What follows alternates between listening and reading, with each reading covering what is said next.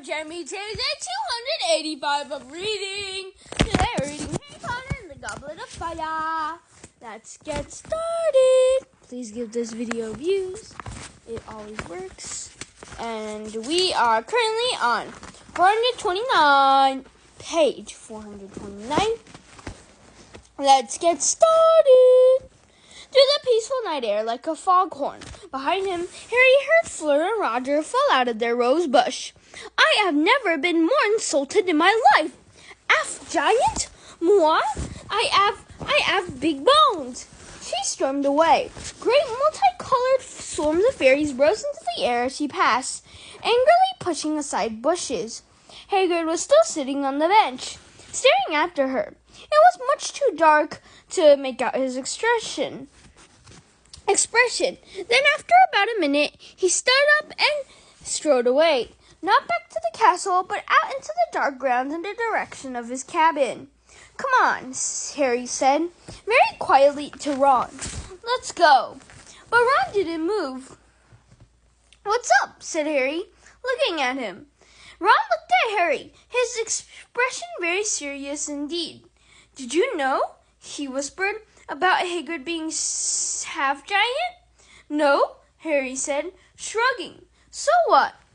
He knew immediately, from the look Ron was giving him, that he was once again revealing his ignorance of the wizarding world. Brought up by the Dursleys, there were many things the wizards took for granted that were revelations to Harry. But these surprises had been fewer with each successive year. Now, however, you could tell most wizards would not have said, so what, upon finding out that one of their friends had a giantess for a mother. I'll explain inside, said Ron quietly. Come on. Fleur and Roger Davies had disappeared, probably into a more private clump of bushes. Harry and Ron returned to the Great Hall. Parvati and Padma were now sitting at a distant table, with the whole crowd of Booksbaddin's boy. And Hermione was once dancing with Crumb. Harry and Ron sat down at a table far removed from the dance floor.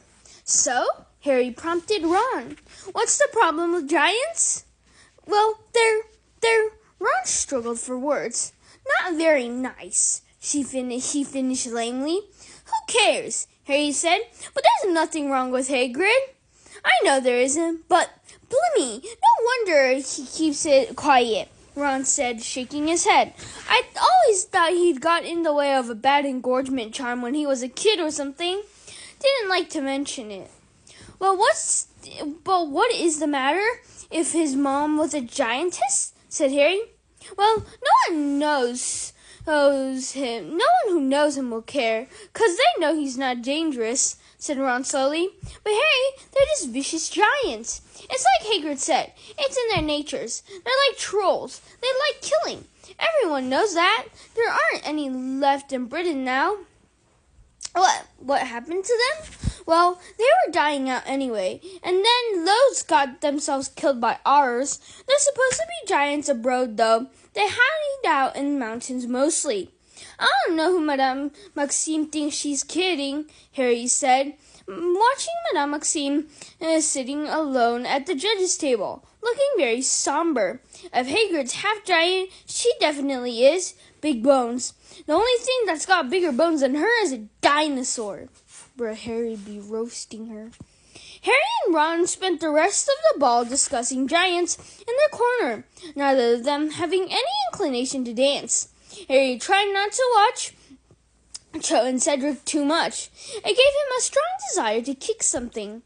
When the Weird Sisters finished playing at midnight, everyone gave them a last loud round of applause and started to wend their way into the entrance hall. Many people were expressing the wish that the ball could have gone on longer, but Harry was perfectly happy to go to bed. As far as he was concerned, the evening had not been much fun. Out in the entrance hall, Harry and Ron saw Hermione saying goodnight to Crumb before he went back to the Durmstrang ship. She gave Ron a very cold look and swept past him up the marble staircase without speaking. Harry and Ron followed her, but halfway up the staircase, Harry heard someone calling him. Hey, Harry!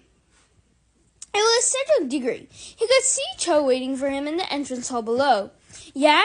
said Harry coldly as Cedric ran up the stairs toward him. Cedric looked as though he didn't want to say whatever it was in front of Ron, who shrugged, looking bad-tempered, and continued to climb the stairs. "Listen," Cedric lowered his voice as Ron disappeared. "I owe you one for telling me about the dragons. You know about the golden egg? Did yours well when you opened it?" "Yeah," said Harry. "Well, take a bath, okay?" "What?" "Take a bath, and, take the egg with you, and, just mull things over in the hot water. It'll help you think. Trust me." Harry stared at him. "Tell you what," Cedric said. "Use the prefect's bathroom. Fourth door to the left of the statue of Boris the Bewildered on 5th floor. Password's Pine Fresh. Gotta go. Want to say goodnight." He grinned at Harry again and hurried back down the stairs to Cho. Harry walked back to Gryffindor Tower alone. That had been extremely strange advice. Why would a bath help him to work out what that wailing egg meant? Was Cedric pulling his leg? Was he trying to make Harry look like a fool so that Cho would like him even more by comparison? The fat lady and her friend V were snoozing in the picture over the portrait hole.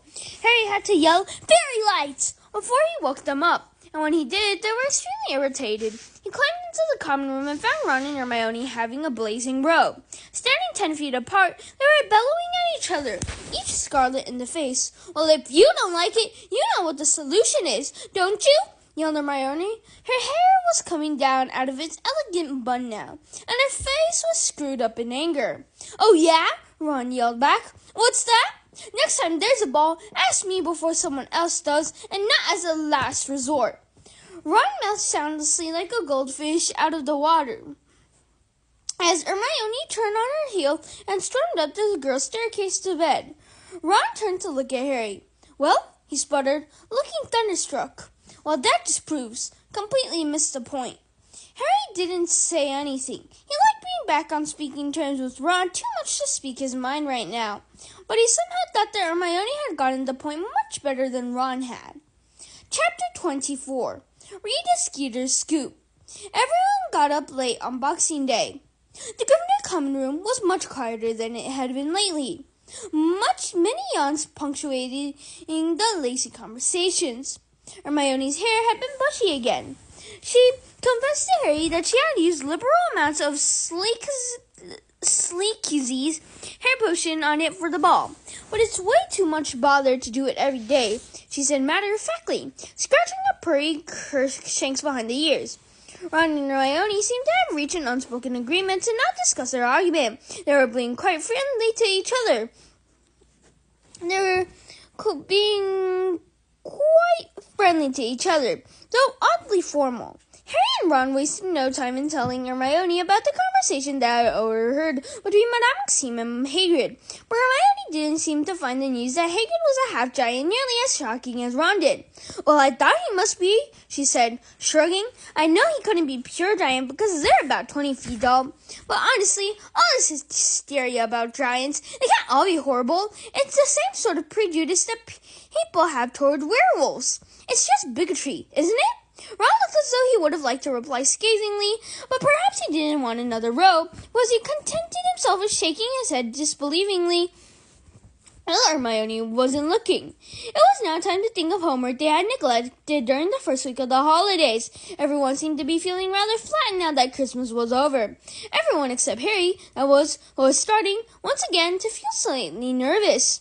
The trouble was that February the 24th looked a lot closer from this side of Christmas, and he still hadn't done anything about working out the clues inside the golden egg. He therefore started taking the egg out of his trunk every time he went up the dormitory, opening it and listening intently, hoping that this time it would make some sense. He strained to think what had sounded and reminded him, apart from 30 musical saws, but he had never heard anything else like it. He closed the egg, shook it vigorously, and opened it again to see if the sound had changed, but it hadn't. He tried asking the egg questions, shouting over all the wailing, but nothing happened. He even threw the egg across the room, though he hadn't really expected that to help. Harry had not forgotten the hint that Cedric had given, but he was less than friendly feelings Cedric had just now meant that he was keen not to take his help if he could avoid it. In any case, it seemed to him that Cedric really wanted to give Harry a hand. He would have been a lot more explicit. Harry had told Cedric exactly what was coming the first time, and Cedric, "Thank you, everyone. That's all for today. Bye. See you tomorrow." Tomorrow we're going to read page 435.